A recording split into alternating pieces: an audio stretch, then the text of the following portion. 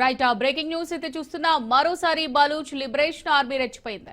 పాకిస్తాన్ సైనికుల కాన్వాయ్ పై దాడి చేసింది. దాడిలో 10 మంది పాక్ సైనికులు మృతి చెందారు.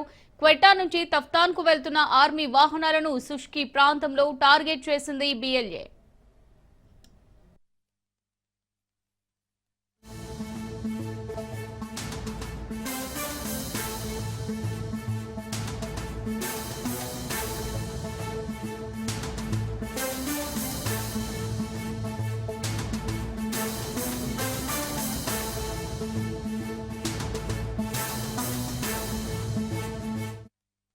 మరోసారి బలూచ్ లిబరేషన్ ఆర్మీ రెచ్చిపోయింది. పాకిస్తాన్ సైనికుల కాన్వాయ్ పై దాడి చేసింది.